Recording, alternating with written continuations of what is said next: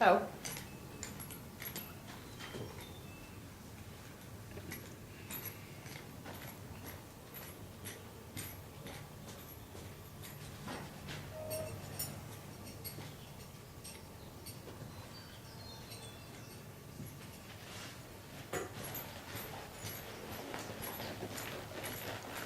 Oh.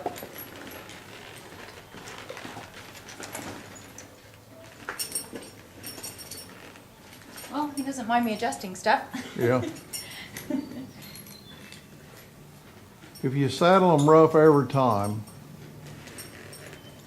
and jiggle and poke and prod, then when you accidentally poke or prod, it doesn't make any difference to them.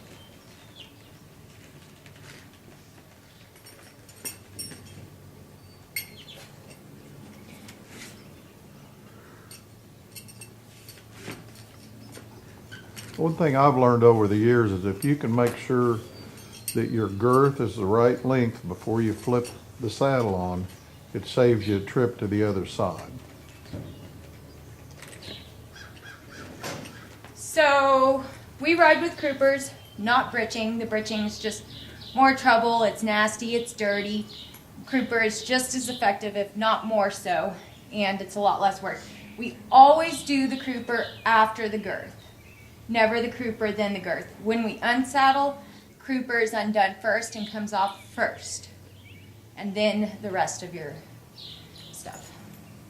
So you'd think it'd trouble a mule or a horse to do that, but actually if you keep it up off their anal area and just keep it on the root of the tail, they don't care about that at all. Well, at least after they get used to it.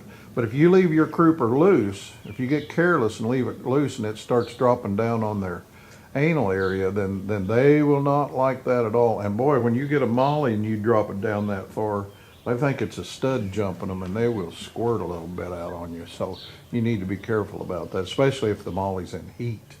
Then it's treacherous. So be sure to keep your croupers up tight.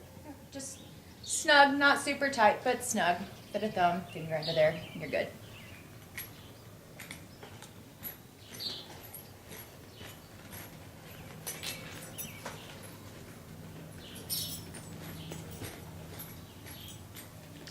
So tell me where you put the saddle so that when your crouper is set, so when your crouper's set, the saddle's not sliding way forward or needing to be tugged back. So how do you decide where you want your saddle? I don't, first of all, just slightly back off the withers. This might be a little far forward, but it's fine. And then the cinch. Wait, start over and be direct and confident. So when we saddle them, we like our saddles to sit just right about in here. Not too far back, not too far forward up here on their withers. And we like our girths to sit back just a little bit. It kind of helps with the gait some. You can see it's not way up in here. It's set back just a little. And our saddles that we have made have nice rigging to help with that too. As you can see, it pulls the girth back just slightly. Next thing is we always ride with Cavison, which got twisted on me. This is just to help keep their mouth closed. We use it on everything, whether they need it or not. And the point of that is to keep their mouth closed because mules like to get their tongue over the bit occasionally. So this just prevents them from trying to do that. So that'll go on first. You don't want to tighten it down yet because then they don't want to open their mouth for the bit. We're using a twisted wire gating bit. So this is the bit that will come along with Ricky Bobby. He's used to this bit. He likes this bit. He performs well with this bit, and just done a really good job. So we tickle the tongue there. We don't put that lip on a tooth and make them uncomfortable. We just tickle the tongue and they open right up. He's not ear shy, but with a big old set of ears like that, our snap-on headstones are pretty handy. Makes my job easier. Yeah, if you're a short gal, or you got a tall mule, yeah, or both, it just makes it easier to bit up.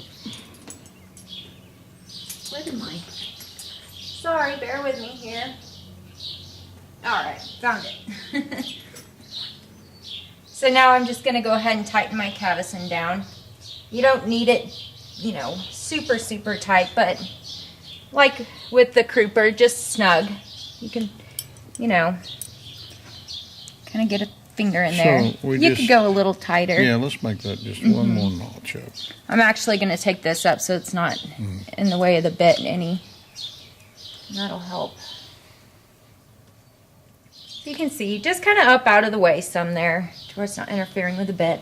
So, one thing you always want to remember when you put your cavesson on, you don't want it way down here to when you collect that bit up. You pinch the cheek or the lip, the bit against the cavesson with the hide in the middle. So that's why you want to get that up there. A little bit more. All right, so next is the curved chain, and I'm sure you've all heard, you can, you know, oh, just put 2 fingers under there and it's good. That's not how we do it. We like to have what's called a 45-degree angle, and it's all about where it collects in their mouth. So right about in there, and you just kind of get the feel for it. You don't want to pull your bit way back for it to engage, and you don't want it constantly engaged. You want to have yourself a little bit of room to engage. Ricky Bobby parks out. Everything has to park out when we go to get on them. Oh. And so what I'm doing is I'm squeezing right here on his withers, letting him know to park out. They don't park out when you do that. You just reach down here and give him a little kick and tell him park. And if he doesn't do it right away, you got to get rough, because they're going to take advantage of you. If you don't do it every time, park. He's trying to be lazy about it. He can go out further than that. Park. Park. I'm getting him away from this rail. He thinks that he can touch it. Sorry. See, when ladies start parking mules out, they were like Crystal was. They just kind of tap, tap, tap, tap, tap, tap. We bring them in here from the Amish, which don't put up with anything. And I don't mean they're hard trainers, they just don't put up with anything, and that attitude is great for a mule. So Crystal has learned after the years that it's just not a matter of being sweet all the time. Sometimes you just got to be tough. And parking is one of those things. When she squeezes on that shoulder, that mule knows what she wants when she says park, and if he doesn't do it, he deserves a kicking. Park. There he goes, getting him away from the rail. Park. Park. There. That's what we want right there. Stop. Oh. So, and you don't have to be in a rush. I mean, you know, if it's a rainy day and you want something to do with your mule, park him out, make him stand there. Then back him off, Crystal.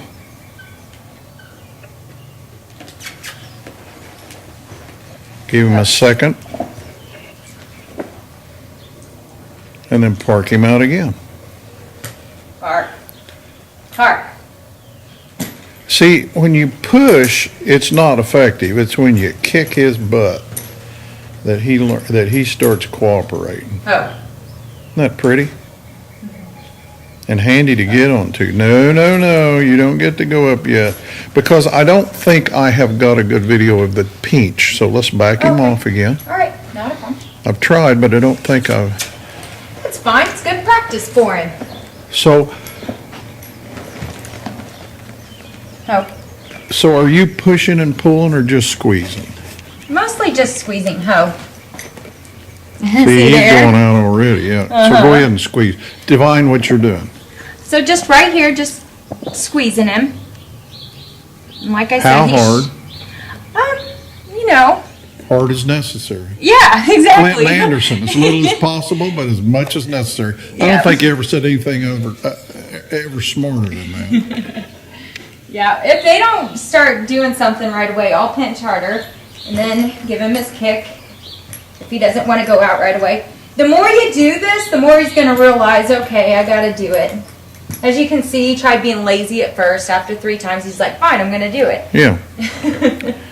So, and you can make him go out even more.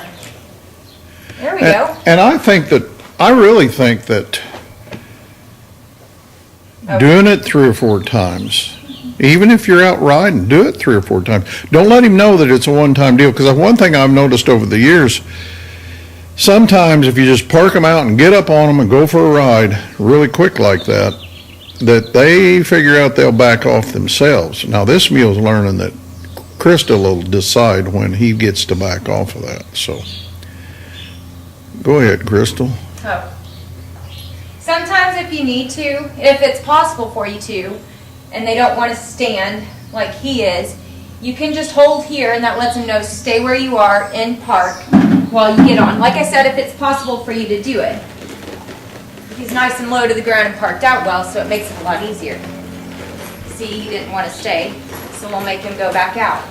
Park. Park. Park. We want him to stay parked out for 45 seconds once we get on. Park. Park.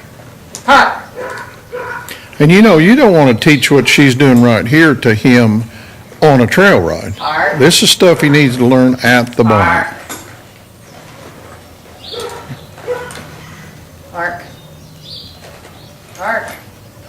Park. Oh, that's nice. Yeah, you got him all figured out.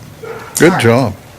See, she's getting those spurs into him Park. as much as necessary. Park. Park. So you have to determine when it's time to say whoa. Park. And there's one thing I never tell a mule when I'm teaching him to gait. Go ahead and back him off now. I never commend a mule when I'm gaiting one, because as soon as I say good boy, they just forget and they think about me and they quit thinking about their gait. So it's not one of those kissy things. And I think this parking out is another area where you don't go, that's a good boy, because all of a sudden they'll feel you get soft, and then you're on your own. So we're going to take Rickie for a ride here. I want you to see what he's like just coming out of the barn. What's his ride history the past 4 to 6 weeks, Crystal? He's been ridden 2-3 times tops in the past month. In the past month. Mm-hmm. And when he started, what was he like? He was off like 3 weeks, and then you rode him. What was he like? Define details. Same as always. I mean, you pull him out of the pasture after he's been on the green grass, you get him out, he knows his job, he's going to do it. You have to demand it, like Bob says. The only way you're going to get a mule to do something is by demanding it. It's not a matter of asking him or just expecting. You have to demand it. Ho. You know, and I'd adjust that. She's using a term. What I say is they do what you require them to do. Now, requirement opens up the field, where demand kind of makes it a little bit, it's kind of like a grandson, you know. You demand too much, you'll wear them out. But if you require it, it gets pretty simple and clean then. So requiring him to perform. So anyway, just no barn sour, no herd sour. Right. Takes the deer and the turkey after he hadn't been ridden for a month or more, just like he does when he's been ridden every day for a week, right? Yep. Okay. So let's go out and watch him work a little bit.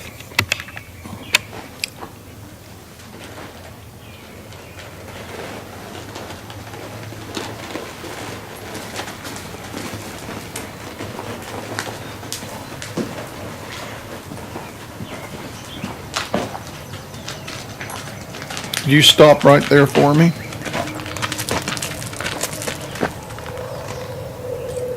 Loose rein.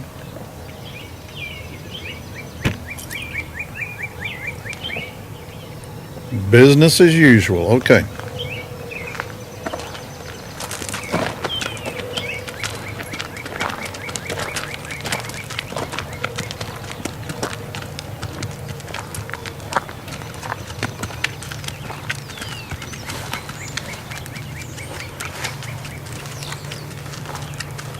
Stop right there.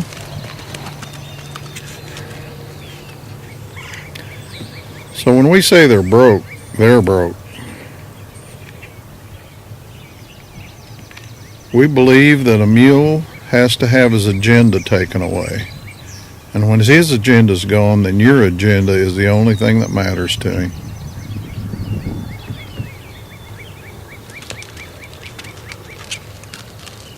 Go up and do the log.